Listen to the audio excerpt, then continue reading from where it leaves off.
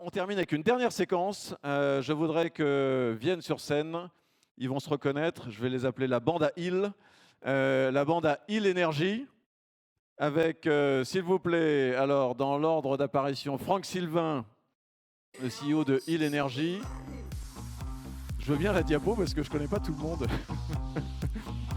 Franck va me présenter. Ah si, ça Géraldine, ça je me souviens. Bonjour. Bonjour. Alors, on aime bien Hill Energy, c'est une... Restez là, restez là. C'est une histoire d'innovation bioinspirée qu'on suit depuis quelque temps. On est toujours dans, dans ce génie de l'ondulation marine qu'on redécouvre, telle une évidence un peu oubliée probablement. Et pourquoi est-ce qu'on a voulu refaire 3 minutes d'infos sur Hill Energy? Parce que le projet avance et surtout, vous êtes en train de faire de l'expérimentation in situ. Voilà, alors depuis 3 mois maintenant, nous avons mis une machine, un prototype, mais qui pourra être une machine commerciale, une machine de 3 kW, qui marche donc dans un canal dans les Hauts-de-France et qui produit de l'électricité, qui en produit de plus en plus, qu'elle est en rodage, et là on l'a fait marcher de mieux en mieux. C'est un système très simple, en fin de compte, plutôt que d'avoir les vérins embarqués sur la membrane où l'ondulation développait beaucoup de force. Ben, vous voyez ici, sur l'écran, donc il y a un mât enfin, la membrane transmet la force à un mât et qui active une potence où il y a des générateurs au-dessus et qui fabriquent de l'électricité. Donc c'est assez simple. Ça marche après quelques petits problèmes de rodage au départ, parce que c'est une chose de le faire travailler 5-6 heures dans un laboratoire, et c'est autre chose quand ça marche 7 jours sur 7, 24 heures sur 24. Alors là, on voit vraiment l'intérêt de notre technologie, parce que c'est la seule énergie renouvelable, je le dis, je le répète, qui est prédictible, c'est-à-dire que là, on fabrique de l'électricité 24 heures sur 24. C'est pas comme les éoliennes qui marchent que quand il y a du vent, ou les panneaux solaires que quand il y a du soleil. Ici, c'est tout à fait prédictible. Et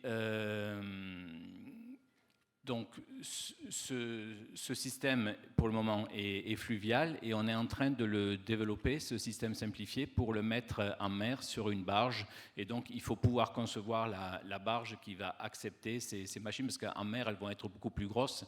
Là, vous voyez, elle fait 1,60 m sur 2,40 m. En mer, il vous faut imaginer des machines qui vont faire 10 mètres par 15 mètres, qui auront 100 kW, et il faudra en mettre plusieurs sur la même barge. Donc, ça va être des machines assez conséquentes. Ce qui est intéressant, c'est que l'innovation et le concept évoluent aussi au fur et à mesure des essais, des prototypages, etc. Là, on est dans un espace, on va dire, fluvial. On n'est pas dans une configuration de type haute mer. C'est encore une autre idée de l'application. Il va falloir le mettre, enfin, trouver la barge qui accepte. On est en train de la calculer. On vient d'ailleurs, là, il y a plein de bonnes nouvelles qui viennent d'arriver en 2 semaines. On vient d'avoir un avis positif de la Commission européenne sur notre projet FEDER qu'on fait avec la région des Hauts-de-France. Donc déjà, on sait que les machines plus grosses vont être financées par ce système.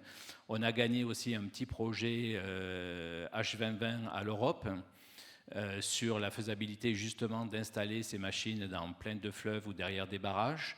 Donc là, tous les feux sont au vert. Super. Alors merci Franck, tu étais venu nous en parler tout seul la dernière fois. Là, vous êtes en équipe. Monsieur Frisquet, est-ce que vous pouvez nous dire d'abord si vous êtes content, si vous continuez l'aventure, et quel rôle vous jouez dans cette aventure? Alors déjà, j'ai me présenter. Donc, je suis un industriel français qui est un acteur dans le génie climatique, puisqu'on produit des produits pour faire votre chauffage et votre eau chaude, que ce soit des chaudières à gaz, des pompes à chaleur et du solaire. Et depuis toujours, l'ADN de l'entreprise, c'est l'innovation. Et donc, quand j'ai découvert ce projet, quand on me l'a présenté, ce qui m'a tout de suite intéressé, c'est justement la rupture technologique qui était introduite. Et quand on parle de rupture technologique, c'est toujours prometteur. Et c'est ce qui nous a séduit dans le projet. Donc on accompagne Ilenergy en tant qu'industriel, hein, puisqu'on a une expertise justement dans l'industrialisation des produits, et puis aussi dans une partie électronique, puisque l'électronique fait partie de notre périmètre, hein.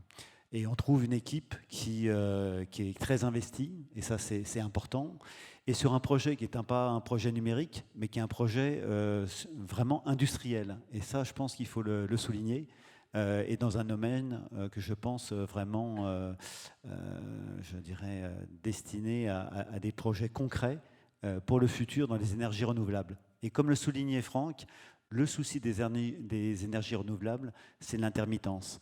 Et là, c'est vraiment un procédé qui permet de résoudre ce problème de l'intermittence et de la prédictibilité de la fourniture. Et avec une membrane moins agressive pour la biodiversité ambiante, etc. Attends, Franck, je voudrais que Géraldine dise un mot, parce que Dassault Systèmes est aussi dans l'aventure, je crois, pour... à partir d'une espèce de flash ou de coup de foudre, pour Franck, je ne sais pas, mais en tout cas pour Ilenergy, à BioMime Expo en 2016. Et comme chez Dassault Systèmes, il y a un 3D Experience Lab qui aime bien repérer ces approches innovantes, eh bien voilà, petit à petit, vous accompagnez, vous êtes toujours là, donc c'est formidable. Et dites-nous un petit peu ce que vous pensez de ce projet et pourquoi vous l'accompagnez. Merci. Oui, en effet, moi je représente le 3D Experience Lab, qui est le laboratoire d'Open Innovation chez Dassault Systèmes. Dans ce laboratoire d'Open Innovation, on accélère des startups qui ont des projets particulièrement disruptifs et qui transforment la société de manière positive. Et donc forcément, lorsqu'on a découvert Ilenergy grâce à BioMime Expo, donc il y a maintenant presque 4 ans, on a eu un coup de cœur et on leur a proposé de postuler donc, dans le programme, et ils ont suivi en fait le cheminement de sélection et ils ont été en fait sélectionnés pour faire partie de ce programme. Ce programme, c'est 2 ans, 2 ans d'accompagnement au cours duquel on va leur fournir tous les logiciels de Dassault Systèmes et une plateforme collaborative. Donc c'est des logiciels de design, de simulation, de manufacturing. Et ces logiciels vraiment permettent en fait à Ilenergy de faire de la prédiction, faire également en fait tous les projets de simulation pour vérifier en fait les forces et les faiblesses de la membrane avant même qu'elle soit prototypée. Donc c'est vraiment un outil de performance que tous les industriels aujourd'hui utilisent. Et quand je dis tous, même Frisquet l'utilise, alors qu'on ne se connaissait pas avant. Bon. Donc aujourd'hui, 90% des véhicules automobiles sont designés et conçus avec les logiciels de Dassault Systèmes et puis plein d'autres. Donc voilà, on est aujourd'hui un repère sur le marché de l'industrie. Et l'industrie du futur, pour nous, c'est un engagement qu'on a depuis presque 40 ans. Oui. Donc une sacrée aide technique apportée par Dassault Systèmes à Ilenergy, qui n'aurait peut-être pas pu se payer les services magnifiques et extrêmement sophistiqués de Dassault Systèmes aussi, peut-être. Les services vont au-delà d'ailleurs des logiciels, c'est aussi du mentoring technique. Donc il a des équipes qui sont à disposition pour lui, non-stop.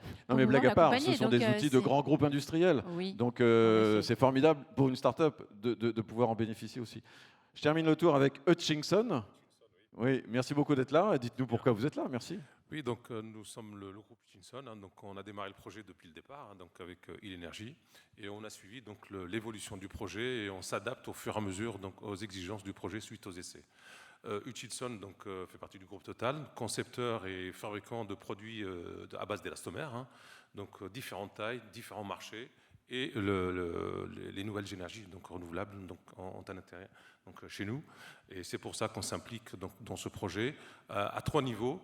D'abord matériaux, donc, parce qu'on doit développer un matériau anti-fouling, hein, donc, pour empêcher la fixation donc, des bio-organismes sur la membrane. Cette membrane va être protégée donc, intrados, extrados avec notre nappe de caoutchouc qui peut aller, je rappelle, hein, donc, à l'échelle 1 à 15 mètres par 15 mètres. Donc c'est une taille assez importante et derrière on doit concevoir le matériau, l'adhériser donc, avec cette membrane-là, donc, qui est une avancée donc, au niveau de la matière, et également le transformer. Il ne suffit pas de développer un matériau, mais il faut savoir le mettre en œuvre et sortir une pièce donc, conforme aux exigences du projet. Formidable. Voilà. Bel équipage. Allez voir si vous ne les connaissez pas déjà, Finsulate qui fait un anti-fouling bio-inspiré intéressant. Tu es plutôt bien accompagné, tu es content. On termine en 30 secondes, Franck, si tu veux bien. Ah ben oui, là je suis ravi parce que l'essentiel c'était d'avoir un produit commercial qui fasse de l'électricité à un coût raisonnable. Là, la petite machine que vous voyez, on est en dessous de 200 € le mégawatt sur une toute petite machine, et donc je vous laisse imaginer l'effet d'échelle sur une plus grosse machine. On devrait tendre à 100 € le mégawatt, et donc être très proche du coût du nucléaire sur les nouvelles centrales nucléaires. Formidable, écoutez, merci beaucoup. Là, c'est la même chose. Continuez à discuter avec l'équipe, avec la bande à Hill, sur leur espace pour en savoir plus. Merci beaucoup.